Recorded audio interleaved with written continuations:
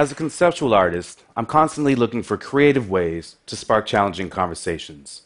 I do this through painting, sculpture, video, and performance, but regardless of the format, two of my favorite materials are history and dialogue. In 2007, I created Lotus, a 7.5-foot diameter, 600-pound glass depiction of a lotus blossom. In Buddhism, the lotus is a symbol for transcendence and for purity of mind and spirit. But a closer look at this lotus reveals each petal to be the cross-section of a slave ship. This iconic diagram was taken from a British slaving manual and later used by abolitionists to show the atrocities of slavery. In America, we don't like to talk about slavery, nor do we look at it as a global industry. But by using this Buddhist symbol, I hope to universalize and transcend the history and trauma of Black America and encourage discussions about our shared past. To create Lotus, we carved over 6,000 figures.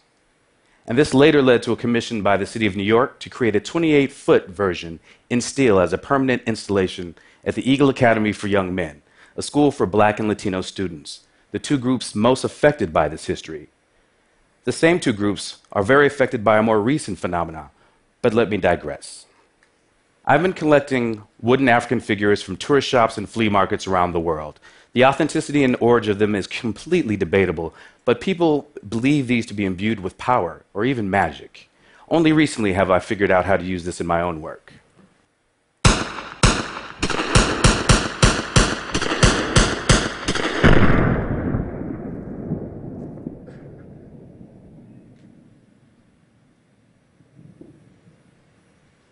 Since 2012, the world has witnessed the killings of Trayvon Martin, Michael Brown, Eric Garner, Sandra Bland, Tamir Rice, and literally countless other unarmed Black citizens at the hands of the police, who frequently walk away with no punishment at all.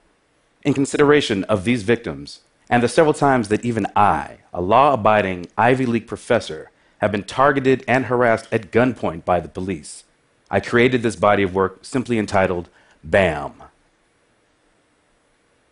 It was important to erase the identity of each of these figures, to make them all look the same and easier to disregard. To do this, I dipped them in a thick brown wax before taking them to a shooting range where I re-sculpted them using bullets. And it was fun, playing with big guns and high-speed video cameras, but my reverence for these figures kept me from actually pulling the trigger, somehow feeling as if I would be shooting myself. Finally, my cameraman, Raul, fired the shots. I then took the fragments of these and created molds and cast them first in wax and finally in bronze, like the image you see here, which bears the marks of its violent creation like battle wounds or scars.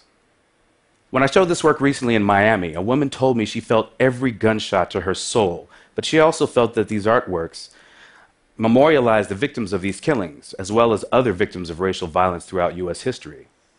But Lotus and BAM are larger than just U.S. history. While showing in Berlin last year, a philosophy student asked me what prompted these recent killings. I showed him a photo of a lynching postcard from the early 1900s and reminded him that these killings have been going on for over 500 years. But it's only through questions like his and more thoughtful dialogue about history and race can we evolve as individuals and a society. I hope my artwork creates a safe space for this type of honest exchange and an opportunity for people to engage one another in real and necessary conversation. Thank you.